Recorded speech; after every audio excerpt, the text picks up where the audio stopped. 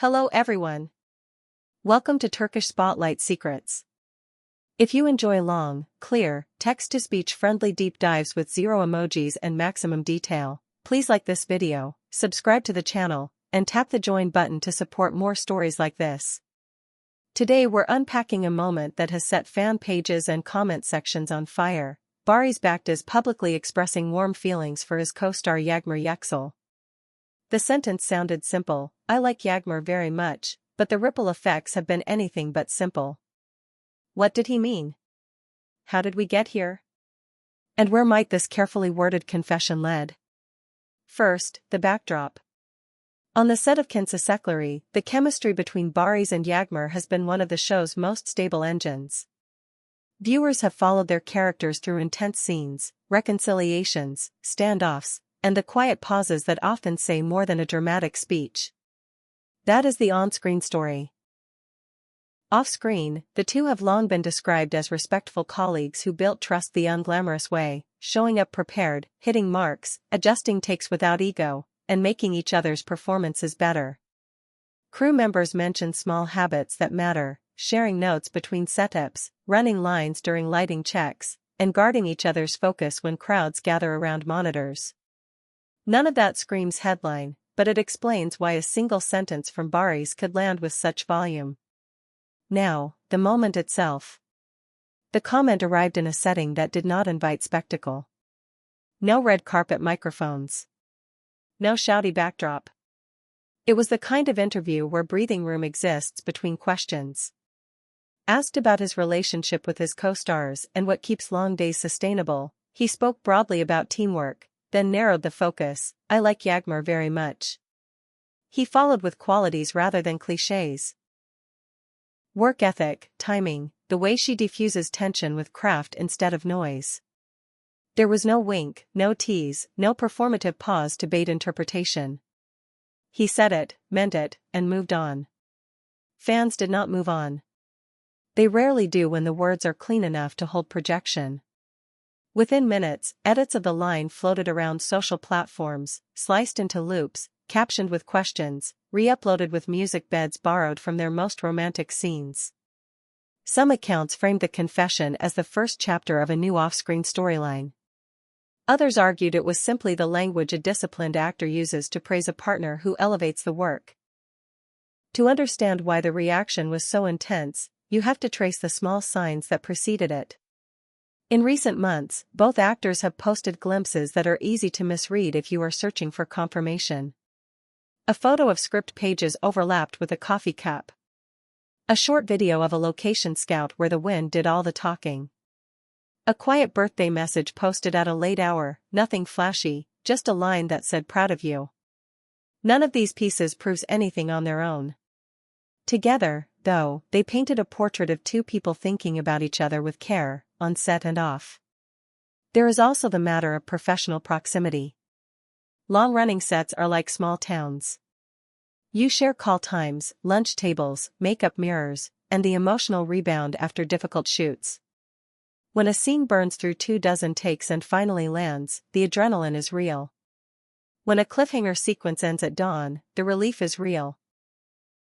It is easy for outsiders to read intimacy into those rhythms. It is equally easy for insiders to minimize them out of fear of gossip. The truth usually sits between those extremes. Proximity builds familiarity. Familiarity, when handled with respect, builds trust. Trust often sounds like what Barış said, simple, direct, unadorned. Let's pause on language, because words carry different weights depending on who says them and where. I like is not the same as I am in love with. It is not the same as we are together. It is also not nothing. In the careful vocabulary of public figures, I like is a door left purposely ajar. It allows air in without inviting a storm. It acknowledges a bond and protects a boundary at the same time. That dual function explains both the warmth fans felt and the caution they sensed. What about Yağmur Yüksel's side of the story? She did not mirror the statement with a parallel confession, that is not her style. What she did do was continue exactly as before, which is its own kind of message.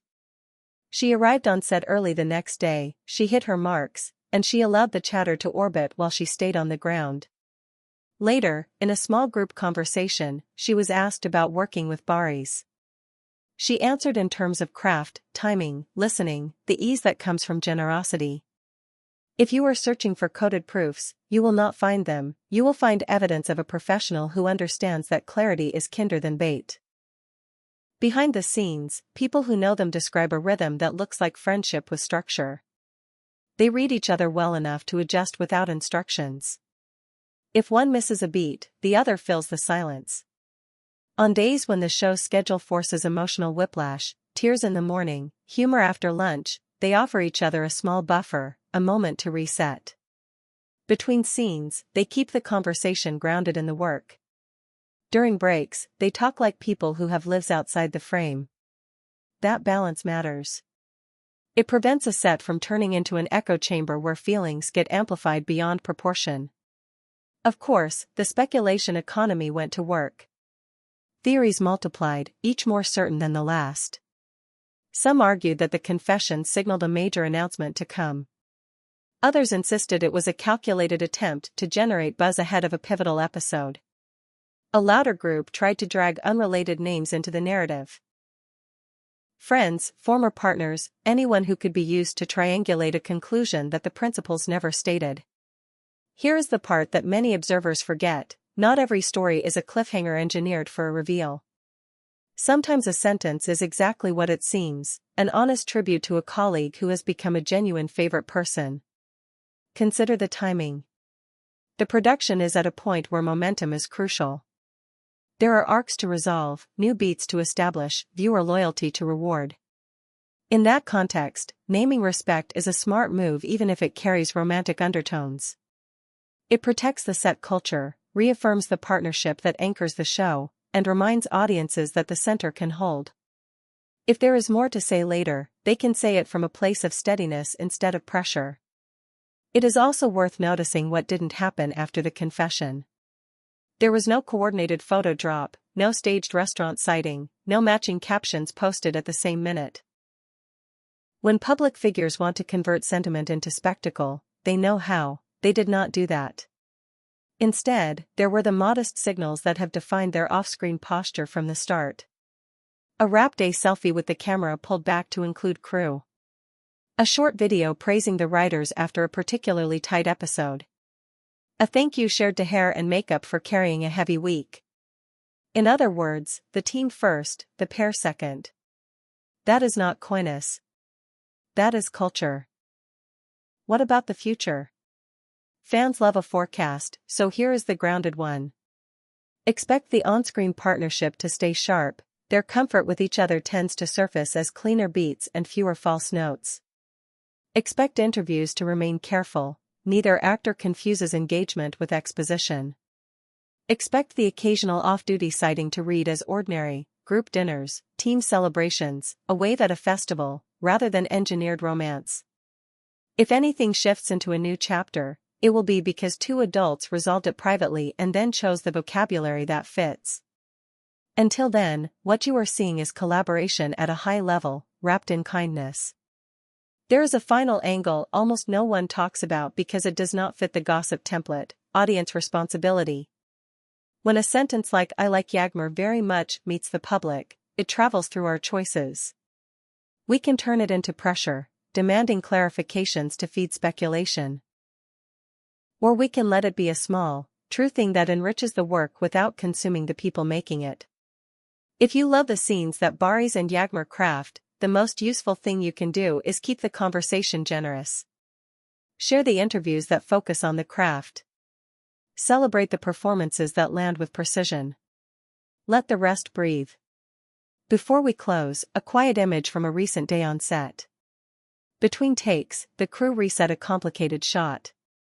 The room held that rare silence you only get after a good take, the kind that feels earned. Barış stepped aside, stretched the tension out of his shoulders, and glanced at the monitor. Yağmur, still half in character, laughed softly at something the director said. They did not pose for a camera. They did not play to the room. They stood like colleagues who know how to work, like friends who know how to be. If you are looking for the heart of the story, it is there.